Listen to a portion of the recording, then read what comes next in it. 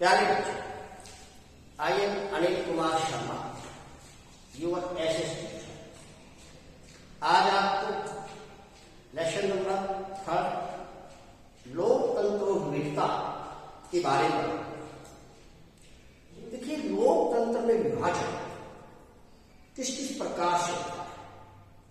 सबसे पहले हम आपको बताएंगे कि सामाजिक भेदभाव की उत्पत्ति के कारण ही कौन कौन से होते हैं, जिसमें लोग अपने आप को समाज से अलग करते हैं।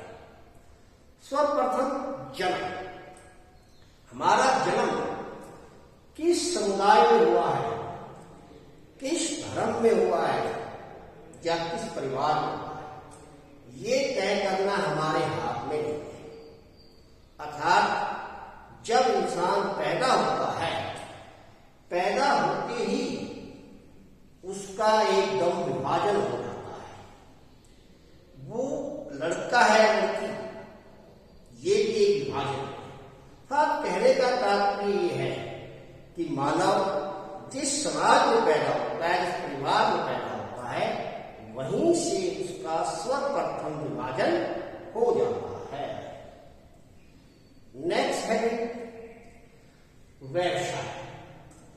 दूसरा विभाजन, मानव काम क्या करता है, कौन सा व्यवसाय कर रहा है।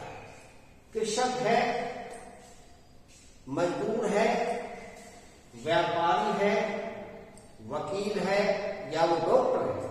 यानी जिस पेशे से, जिस व्यवसाय से वो संबंध रखता है, वहां भी उसका विभाजन हो जाता है। उसे लोग डॉक्टर, वकील, इंजीनियर, किसान इत्यादि के रूप में अलग अलग तरीके से देखते। अगला विभाजन हम लेंगे धर्म क्या है, कि हमारा जन्म किस धर्म में हुआ है या हम किस धर्म के अनुयायी हैं।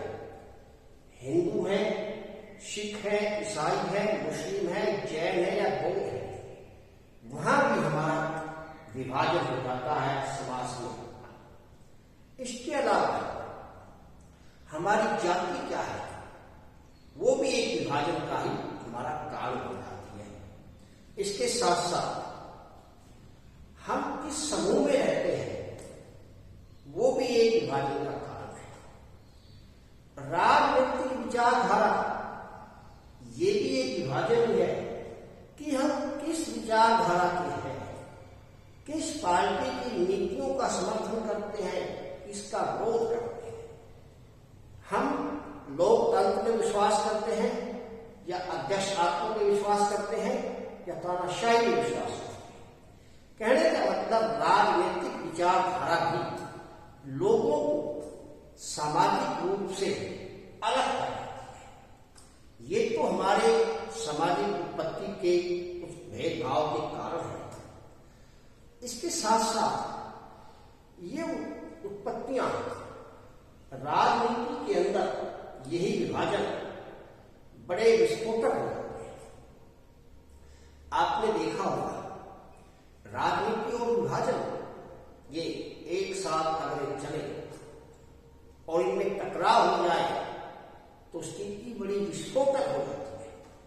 विस्फोटक से मतलब कि समाज में जो समूह है, जो वर्ग है, जो भाषा है, उनके आधार पर लोगों का बंटवारा होगा समाज के अंदर, तो ये ऐसा भयंकर रूप धारण कर देती है कि राजनीति में इन्हें आने पर देश का विभाजन, देश के टुकड़े, देश खंडित हो जाता है। इतना भयंकर रूप धारण करती है। क्यों? क्योंकि हर सामाजिक जो विभाजन है, उसके अंदर जिस वर्ग के लोग हैं, वो अपनी ही पहचान बनाने के लिए, अपने ही आप समाज को ऊंचा दिखाने के लिए देश के अंदर अलगाववाद की स्थिति पैदा करते हैं। फॉर एग्जाम्पल के लिए आयरलैंड को ले लीजिए, वहां कैथोलिक और प्रोटेस्टेंट दो समुदाय हैं, ईसाई। दोनों के बीच राजनीतिक मतभेद हैं और वो जब तक वो मतभेद समाप्त नहीं होते, आयरलैंड के ऊपर खतरा मंडराता रहता है। श्रीलंका को ले लीजिए, दो भाषाई समूह है, तमिल और सिंधी।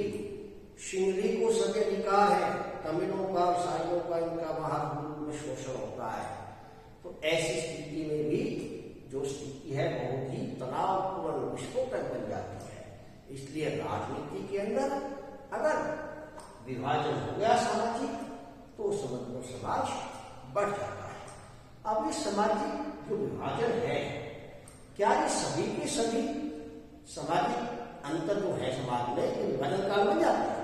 देखिए, सभी सामाजिक अंतर विभाजन का कारण नहीं बनते हैं।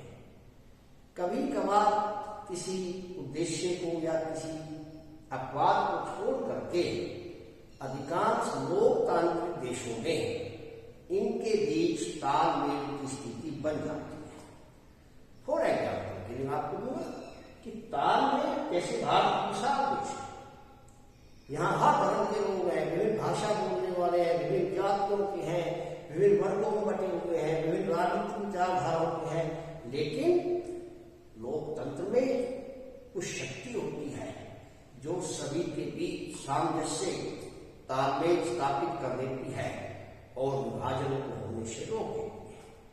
और एग्जाम्पल लीजिए, बेल्जियम के अंदर आपने देखा होगा विभिन्न भाषा समूहों के लोग थे, लेकिन आपसी तालमेल से उन्होंने सत्ता का बंटवारा कर दिया और वहां भेदभाव की स्थिति नहीं बनी, विभाजन की स्थिति वहां नहीं बनी। तो कहने का तात्पर्य मेरा यह है कि विभाजन जो है समाज में, जितने अंतर जो है, सभी विभाजन का उत्थान नहीं करते हैं। क्या सामाजिक अंतर अधिकांश स्थितियों में ही या विशेष स्थितियों में ये अंतर कारण बन सकते हैं, अन्यथा ये समाज में विभाजन का उत्थान नहीं करते हैं। अब यहां पर एक प्रश्न उठ रहा है कि रंग भेद क्या होता है।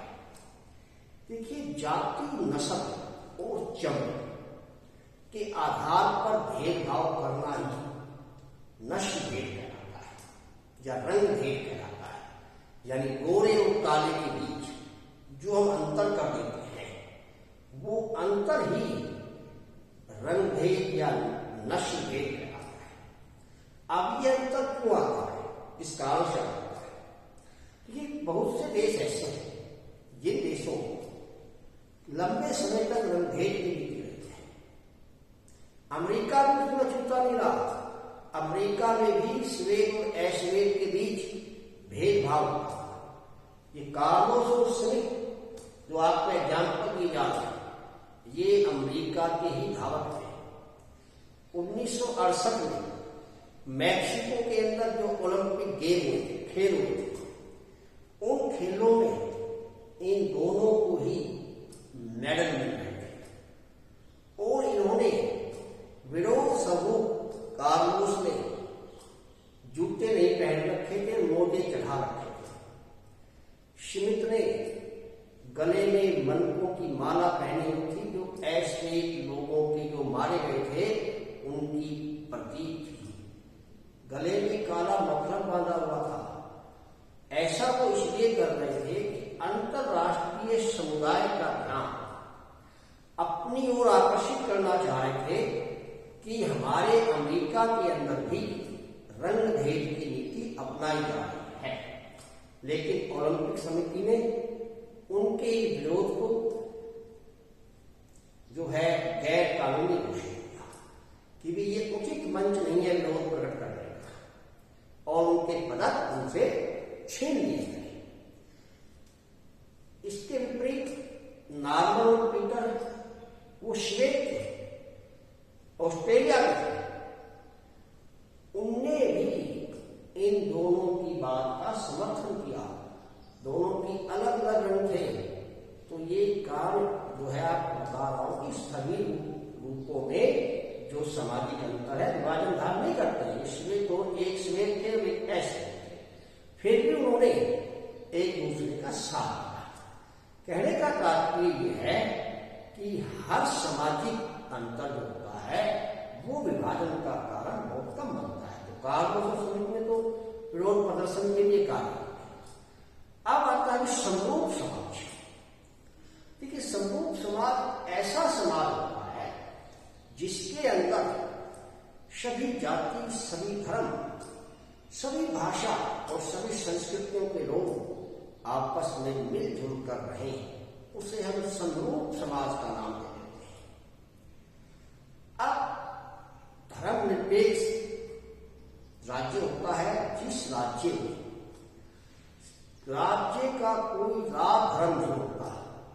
राज्य की नजरों में सभी धर्म समान होते हैं। राज्य जाति, धर्म, भाषा, लिंग के आधार पर किसी के साथ कोई भेदभाव नहीं करता। इसे हम धर्मनिरपेक्षता कहते हैं। भारत एक धर्मनिरपेक्ष राज्य है क्योंकि यहाँ सभी धर्मों को समानता प्रदान की गई है। भारत का कोई राग धर्म नहीं है।